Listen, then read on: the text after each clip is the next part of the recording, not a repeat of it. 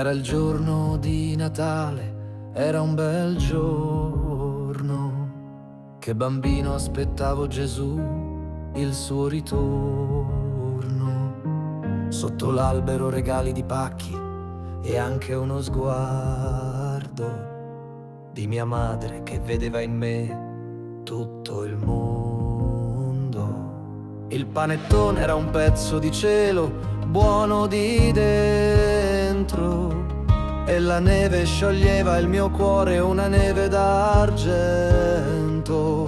Mi sbrigavo a pregare facendo l'angelo santo, ma pensavo a una cosa soltanto, ogni momento. I parenti arrivavano e tombola era solo un pretesto per apprendere ai piccoli il gusto di amare il diverso. Quando l'ora propizia arrivava, più non c'era una voce, e l'attesa faceva che l'aria era piena di luce. Mezzanotte, che bella storia, una poesia da dire a memoria.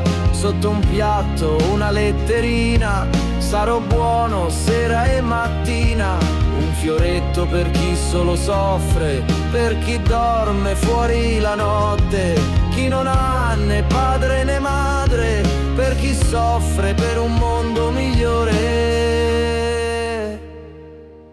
Poi più grande il Natale è un altro sogno, una voglia di partire, di girare il mondo. Accorgersi che poi tutto non è così tondo, anzi a volte è proprio triste rendersene conto.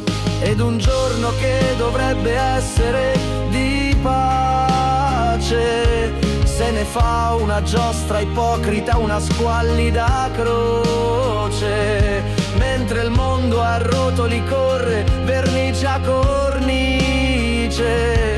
Si sente soltanto gridare la sua misera voce. I parenti arrivavano e tombola era solo un pretesto per apprendere ai piccoli il gusto di amare il diverso. Quando l'ora propizia arrivava, più non c'era una voce, e l'attesa faceva che l'aria era piena di luce. Mezzanotte, che bella storia, una poesia da recitare a memoria. Sotto un piatto una letterina, sarò buono da domani mattina. Un fioretto per chi solo soffre, per chi dorme fuori la notte, chi non ha né padre né madre, per chi soffre per un mondo migliore. Era il giorno di Natale, era un bel giorno. Che bambino aspettavo Gesù, il suo ritorno.